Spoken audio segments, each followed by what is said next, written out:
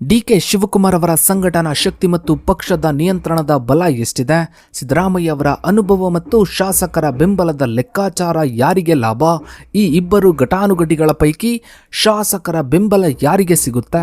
ಕರ್ನಾಟಕದ ರಾಜಕೀಯ ಇತಿಹಾಸದಲ್ಲಿ ಇದೊಂದು ಅಪರೂಪದ ಸನ್ನಿವೇಶ. ಒಂದೇ ಪಕ್ಷದಲ್ಲಿ ಇಬ್ಬರು ದೈತ್ಯ ನಾಯಕರು ಸಮಾನಾಂತರವಾಗಿ ಅಧಿಕಾರದ ಚುಕ್ಕಾಣಿಯನ್ನ ಹಿಡಿದಿದ್ದಾರೆ. ಒಂದು ಕಡೆ ಸಂಕಷ್ಟದಲ್ಲಿ ಪಕ್ಷವನ್ನ ಗೆಲ್ಲಿಸಿ ತರುವ ಕೆಪಿಸಿಸಿ ಅಧ್ಯಕ್ಷ ಮತ್ತು ಡೈನಮಿಕ್ ನಾಯಕ ಡಿಕೆ ಶಿವಕುಮಾರ್, ಮತ್ತೊಂದು ಕಡೆ ರಾಜ್ಯ ರಾಜಕೀಯದ ಅನುಭವಿ ಮುಖ್ಯಮಂತ್ರಿ ಮತ್ತು ಹಿರಿಯ ಶಾಸಕರ ಬೆಂಬಲಿಗ ಸಿದ್ದರಾಮಯ್ಯ. ರಾಜ್ಯದಲ್ಲಿ ಕಾಂಗ್ರೆಸ್ ಅಧಿಕಾರಕ್ಕೆ ಬಂದಾಗಿನಿಂದ ಕರಾವಳಿಯಿಂದ ಕಲ್ಯಾಣ ಕರ್ನಾಟಕದವರೆಗೂ ಕೇಳಿ ಬರ್ತಾ ಇರುವ ಒಂದೇ ಒಂದು ಪ್ರಶ್ನೆ ಅಂದ್ರೆ, ನಿಜವಾದ ಕಾಂಗ್ರೆಸ್ನ ಹಿಡಿತ ಯಾರ ಕೈಯಲ್ಲಿದೆ? ಸದ್ಯಕ್ಕಂತೂ ರಾಜ್ಯದಲ್ಲಿ ಮುಖ್ಯಮಂತ್ರಿ ಬದಲಾವಣೆಯ ಬಗ್ಗೆ ಒಂದು ದೊಡ್ಡ ಚರ್ಚೆ ನಡೀತಾ ಇದೆ.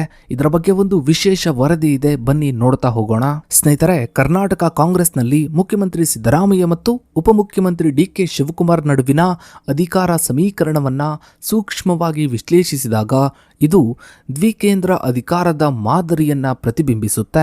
ಈ ಮಾದರಿಯು ಸಹಕಾರಕ್ಕಿಂತ ಹೆಚ್ಚಾಗಿ ಸಂಘರ್ಷದ ಮೂಲಕ ನಿರ್ವಹಿಸಲ್ಪಡುವ ರಾಜಕೀಯ ರಾಜಿಯಾಗಿದೆ. ಸಿದ್ದರಾಮಯ್ಯ ಅವರು ಮುಖ್ಯಮಂತ್ರಿಯ ಹುದ್ದೆಯಿಂದಾಗಿ ರಾಜ್ಯದ ಆಡಳಿತ, ಹಣಕಾಸು ಮತ್ತು ಅಧಿಕಾರಿಗಳ ನೇಮಕಾತಿಯಂತಹ ನಿರ್ಣಾಯಕ ಅಂಶಗಳ ಮೇಲೆ ಸಂಪೂರ್ಣ ನಿಯಂತ್ರಣವನ್ನ ನೀಡುವ ನಿರ್ಣಾಯಕ ಅಧಿಕಾರವನ್ನ ಹೊಂದಿದ್ದಾರೆ. ಇನ್ನು ಇದಕ್ಕೆ ವ್ಯತಿರಿಕ್ತವಾಗಿ ಡಿಕೆ ಶಿವಕುಮಾರ್ ಅವರು ಕರ್ನಾಟಕ ಪ್ರದೇಶ ಕಾಂಗ್ರೆಸ್ ಸಮಿತಿ ಅಂದ್ರೆ ಕೆಪಿಸಿಸಿ ಅಧ್ಯಕ್ಷ ಸ್ಥಾನದ ಮೂಲಕ ಸಾಂಸ್ಥಿಕ ಹಿಡಿತವನ್ನು, ಪ್ರಬಲ ಒಕ್ಕಲಿಗ ಸಮುದಾಯದ ಬೆಂಬಲವನ್ನು ಮತ್ತು ಸರ್ಕಾರದ ನಿರ್ಣಾಯಕ ನೀತಿಗಳ ಮೇಲೆ ಪರಿಣಾಮಕಾರಿ ನಿಷೇಧಾಧಿಕಾರವನ್ನು ಹೊಂದುವ ಮೂಲಕ ಪ್ರಮುಖ ಹಿಡಿತವನ್ನು ಕೂಡ ಇವರು ಸಾಧಿಸಿದ್ದಾರೆ. ಸದ್ಯಕ್ಕೆ ಕಾಂಗ್ರೆಸ್ ಹೈಕಮಾಂಡ್ ರಾಜ್ಯದ ಸ್ಥಿರತೆಯನ್ನ ಕಾಪಾಡಲು ಮತ್ತು ರಾಷ್ಟ್ರೀಯ ಹಿತಾಸಕ್ತಿಗಾಗಿ ಯಥಾಸ್ಥಿತಿಯನ್ನ ಮುಂದುವರೆಸಿದೆ. ಆದರೆ ರಾಜ್ಯದಲ್ಲಿ ಈ ಇಬ್ಬರು ನಾಯಕರ ನಡುವಿನ ನಿರಂತರ ಗುಂಪುಗಾರಿಕೆಯು ಆಡಳಿತಾತ್ಮಕ ಸಂಘರ್ಷಕ್ಕೆ ಕಾರಣವಾಗ್ತಿದೆ. ಇದು ಆಡಳಿತಕ್ಕಿಂತ ಹೆಚ್ಚಾಗಿ ಕಾಂಗ್ರೆಸ್ ಸರ್ಕಾರದೊಳಗಿನ ಅಂತರ್ಯುದ್ಧ ಎಂಬ ಅಭಿಪ್ರಾಯಕ್ಕೆ ಕಾರಣವಾಗಿದೆ. ಸದ್ಯದ ರಾಜಕೀಯ ವಿಶ್ಲೇಷಣೆಯ ಪ್ರಕಾರ ಸಿದ್ದರಾಮಯ್ಯ ಅವರು ಸಂಪೂರ್ಣ ಅವಧಿಯನ್ನ ಪೂರ್ಣಗೊಳಿಸುವ ಸಾಧ್ಯತೆ ಪ್ರಬಲವಾಗಿದೆ. ಆದರೆ ಡಿಕೆ ಶಿವಕುಮಾರ್ ಅವರು ತಮ್ಮ ಸ್ಥಾನಮಾನ ಮತ್ತು ಸಮುದಾಯದ ಹಿಡಿತದ ಮೂಲಕ ಅಧಿಕಾರಕ್ಕಾಗಿ ಪ್ರಬಲ ಶಕ್ತಿಯನ್ನ ಪ್ರದರ್ಶಿಸ್ತಾ ಇದ್ದಾರೆ. ಸಿದ್ದರಾಮಯ್ಯ ಅವರು ಮುಖ್ಯಮಂತ್ರಿಯಾಗಿ ಹಣಕಾಸು ಸಿಬ್ಬಂದಿ ಮತ್ತು ಆಡಳಿತ ಸುಧಾರಣೆ, ಗುಪ್ತಚರ ಮತ್ತು ಮಾಹಿತಿ ಹಾಗೂ ಸಾರ್ವಜನಿಕ ಸಂಪರ್ಕದಂತಹ ಅತ್ಯಂತ ನಿರ್ಣಾಯಕ ಖಾತೆಗಳನ್ನು ತಮ್ಮ ಬಳಿಯೇ ಉಳಿಸಿಕೊಂಡಿದ್ದಾರೆ. ಹಣಕಾಸು ಖಾತೆಯು ಸಂಪನ್ಮೂಲ ಹಂಚಿಕೆ ಮೇಲೆ ಮತ್ತು ಸಿಬ್ಬಂದಿ ಹಾಗೂ ಆಡಳಿತ ಸುಧಾರಣೆ ಖಾತೆಯು ರಾಜ್ಯದ ಅಧಿಕಾರಿಗಳ ವರ್ಗಾವಣೆ ಮತ್ತು ನಿಯೋಜನೆ ಮೇಲೆ ಸಂಪೂರ್ಣ ನಿಯಂತ್ರಣವನ್ನ ನೀಡುತ್ತದೆ. ಇದರಿಂದ ಇವರು ಅಧಿಕಾರಶಾಹಿಯ ಮೇಲೆ ಪ್ರಬಲ ಹಿಡಿತವನ್ನ ಸಾಧಿಸ್ತಾರೆ. ಇವರು 40 ವರ್ಷಗಳ ಸಂಪೂರ್ಣ 5 ವರ್ಷಗಳ ಅವಧಿಯನ್ನ ಪೂರೈಸಿದ ಮೊದಲ ಸಿಎಂ ಎಂಬ ದಾಖಲೆಯನ್ನ ಮತ್ತು 13 ಬಜೆಟ್ಗಳನ್ನು ಮಂಡಿಸಿದ ದಾಖಲೆಯನ್ನ ಹೊಂದಿದ್ದಾರೆ. ಈ ಅನುಭವವು ಇವರ ಆಡಳಿತಾತ್ಮಕ ಸಾಮರ್ಥ್ಯವನ್ನು ದೃಢೀಕರಿಸುತ್ತದೆ ಮತ್ತು ಹೈಕಮಾಂಡ್ ಹಾಗೂ ಸಾರ್ವಜನಿಕರಲ್ಲಿ ಇವರ ಪ್ರತಿಷ್ಠೆಯನ್ನು ಬಲಪಡಿಸುತ್ತೆ. ಇನ್ನು ಮತ್ತೊಂದು ಕಡೆ ಡಿಕೆ ಶಿವಕುಮಾರ್ ಅವರು ಉಪಮುಖ್ಯಮಂತ್ರಿಯಾಗಿ ಬೃಹತ್ ಮತ್ತು ಮಧ್ಯಮ ನೀರಾವರಿ ಮತ್ತು ಬೆಂಗಳೂರು ನಗರ ಅಭಿವೃದ್ಧಿ ಖಾತೆಗಳನ್ನು ಪಡೆದಿದ್ದಾರೆ. ಈ ಖಾತೆಗಳು ರಾಜ್ಯದ ಬೃಹತ್ ಮೂಲಸೌಕರ್ಯ ಯೋಜನೆಗಳು ಮತ್ತು ರಾಜಕೀಯ ನಿಧಿ ಸಂಗ್ರಹಕ್ಕೆ ನಿರ್ಣಾಯಕವಾಗಿವೆ. ಇದು ಅಪಾರವಾದ ಆರ್ಥಿಕ ಪ್ರಭಾವವನ್ನು ಕೇಂದ್ರೀಕರಿಸುತ್ತೆ. ಡಿಕೆ ಶಿವಕುಮಾರ್ ಅವರು ಬೆಂಗಳೂರು ಮತ್ತು ನೀರಾವರಿ ಮುಂತಾದ ದೊಡ್ಡ ಯೋಜನೆಗಳ ಉಸ್ತುವಾರಿಯನ್ನ ಹೊಂದಿದ್ದರೂ ಸಿದ್ದರಾಮಯ್ಯ ಅವರ ಹಣಕಾಸು ಮತ್ತು ಸಿಬ್ಬಂದಿ ಖಾತೆಗಳನ್ನು ತಮ್ಮ ಹಿಡಿತದಲ್ಲಿ ಇರಿಸಿಕೊಂಡಿರುವುದು ಒಂದು ಪ್ರಬಲ ಅಧಿಕಾರ ಸಮತೋಲನವನ್ನ ಉಂಟು ಮಾಡಿದೆ.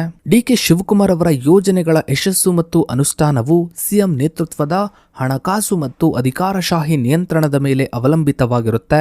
ಇದರ ಅರ್ಥ ಸಿಎಂ ಸಿದ್ದರಾಮಯ್ಯ ಅವರಿಗೆ ಡಿಕೆ ಶಿವಕುಮಾರ್ ಅವರ ಖಾತೆಗಳ ಮೇಲೆ ಪರೋಕ್ಷ ಅನುಷ್ಠಾನ ನಿಯಂತ್ರಣ ದೊರೆಯುತ್ತೆ. ಆದರೆ ಈ ಅಗ್ಗಜಗ್ಗಾಟದಲ್ಲಿ ಆಡಳಿತಾತ್ಮಕ ಸಂಘರ್ಷ ಉಂಟಾಗಿದ್ದು ಅಭಿವೃದ್ಧಿ ಫೈಲುಗಳು ಸ್ಥಗಿತಗೊಳ್ಳುತ್ತಿವೆ ಎಂದು ವಿಶ್ಲೇಷಿಸಲಾಗಿದೆ. ನಾಯಕತ್ವದ ಗೊಂದಲದಿಂದಾಗಿ ಸರ್ಕಾರ ಅನುಷ್ಠಾನಗೊಳಿಸಿದ ಘೋಷಿಸಿದ 5 ಗ್ಯಾರಂಟಿ ಯೋಜನೆಗಳ ಯಶಸ್ಸು ಸಹ ಮರೆಮಾಚಿದಂತಾಗಿದೆ.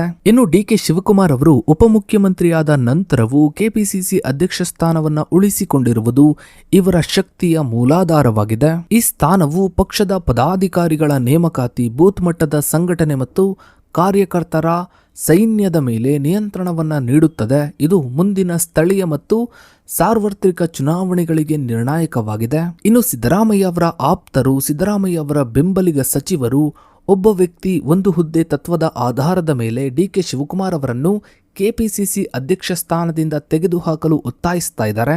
ಆದರೆ ಡಿಕೆ ಶಿವಕುಮಾರ್ ಅವರು ಸಿಎಂ ಸ್ಥಾನದ ಭರವಸೆ ಸಿಗದ ಹೊರತು ಹುದ್ದೆಯನ್ನ ಕೈ ಬಿಡುವುದೇ ಇಲ್ಲ ಎಂದು ಹೈಕಮಾಂಡ್ಗೆ ಸ್ಪಷ್ಟವಾಗಿ ತಿಳಿಸುವ ಮೂಲಕ ತಮ್ಮ ರಾಜಕೀಯ ಹತೋಟಿಯನ್ನ ಭದ್ರಪಡಿಸಿಕೊಂಡರು. ಕೆಪಿಸಿಸಿ ಹುದ್ದೆಯನ್ನ ಬಿಡಲು ನಿರಾಕರಿಸಿದ್ದು ಇದು ಇವರ ರಾಜಕೀಯ ಹತೋಟಿಯನ್ನು ದುರ್ಬಲಗೊಳಿಸುವುದನ್ನು ತಪ್ಪಿಸುವ ರಕ್ಷಣಾತ್ಮಕ ನಡೆಯಾಗಿದೆ. ಇದರ ಜೊತೆಗೆ ಮುಂದಿನ ಚುನಾವಣೆಗಳಿಗೆ ಪಕ್ಷದ ಸಂಘಟನೆಯ ನಿಯಂತ್ರಣವನ್ನು ತಮ್ಮ ಕೈಯಲ್ಲಿ ಇರಿಸಿಕೊಳ್ಳುವ ಮೂಲಕ ಇವರು ಹೈಕಮಾಂಡ್ಗೆ ತಾವು ಬದಲಿಸಲಾಗದ ನಾಯಕ ಎಂದು ತೋರಿಸಿದ್ದಾರೆ. ಇನ್ನು ಶಾಸಕಾಂಗದ ಬೆಂಬಲವು ಸಿಎಂ ಹುದ್ದೆಯಲ್ಲಿರುವವರಿಗೆ ಸಹಜವಾಗಿ ಸಿಗುತ್ತೆ. ಆದರೆ ವಿರೋಧ ಬಣವು ಆ ಬೆಂಬಲವನ್ನ ಅಸ್ಥಿರಗೊಳಿಸಲು ಆಕ್ಟಿವ್ ಆಗಿ ಪ್ರಯತ್ನ ಮಾಡುತ್ತೆ. ಸಿದ್ದರಾಮಯ್ಯ ಅವರು ಮುಖ್ಯಮಂತ್ರಿಯಾಗಿರುವುದರಿಂದ ಹೆಚ್ಚಿನ ಸಂಖ್ಯೆಯ ಶಾಸಕರು ತಮ್ಮ ಸ್ಥಾನ ಮತ್ತು ಸವಲತ್ತುಗಳಿಗಾಗಿ ಅವರಿಗೆ ನಿಷ್ಠರಾಗಿರ್ತಾರೆ. ಇದು ಯಥಾಸ್ಥಿತಿಯ ನಿಷ್ಠೆಯಾಗಿರುತ್ತೆ. ಸಚಿವರು ಮತ್ತು ಶಾಸಕರು ನಿಯಮಿತವಾಗಿ ಸಿಎಂ ನಿವಾಸಕ್ಕೆ ಭೇಟಿ ನೀಡುವ ಮೂಲಕ ತಮ್ಮ ಬೆಂಬಲವನ್ನ ಪ್ರದರ್ಶಿಸುತ್ತಾರೆ.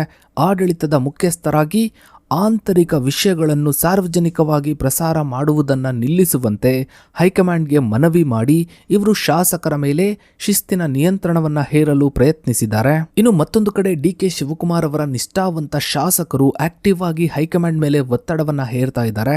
ಸಿದ್ದರಾಮಯ್ಯ ಅವರ ಅಧಿಕಾರದಲ್ಲಿ 2.5 ವರ್ಷಗಳನ್ನ ಪೂರೈಸಿದ ನಂತರ 10ಕ್ಕಿಂತ ಹೆಚ್ಚು ಶಾಸಕರು, ಸಚಿವರು ಮತ್ತು ಎಂಎಲ್ಸಿಗಳು ಪವರ್ ಶೇರಿಂಗ್ ಒಪ್ಪಂದದ ಜಾರಿಗೆ ಒತ್ತಾಯಿಸಿ ಹೈಕಮಾಂಡ್ ಅನ್ನ ಭೇಟಿ ಮಾಡಲು ದೆಹಲಿಗೆ ಪ್ರಯಾಣಿಸಿದ್ದಾರೆ. ಈ ಪ್ರಯತ್ನಗಳನ್ನು ಬಲಪಡಿಸಲು ಡಿಕೆ ಶಿವಕುಮಾರ್ ಅವರು ತಮ್ಮ ಬೆಂಬಲಿಗರ ಸಹಿ ಸಂಗ್ರಹಕ್ಕೆ ಮುಂದಾದರು.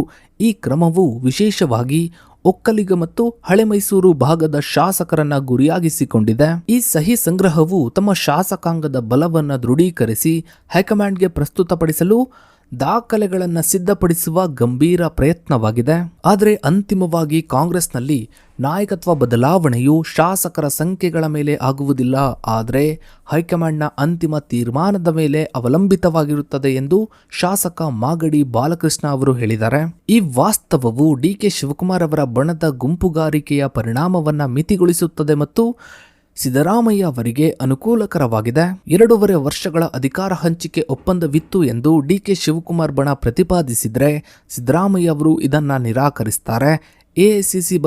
ಎಐಸಿಸಿ ಈ ಬಗ್ಗೆ ಮೌನವನ್ನು ವಹಿಸಿದೆ ಮತ್ತು ಸಾರ್ವಜನಿಕವಾಗಿ ಯಾವುದೇ ಹೇಳಿಕೆಯನ್ನು ನೀಡದಂತೆ ನಾಯಕರಿಗೆ ಎಚ್ಚರಿಕೆಯನ್ನು ಕೂಡ ನೀಡಿದೆ. ಹೈಕಮಾಂಡ್ನ ಈ ಮೌನವು ಉದ್ದೇಶಪೂರ್ವಕವಾಗಿದೆ ಎಂದು ವಿಶ್ಲೇಷಿಸಲಾಗುತ್ತೆ.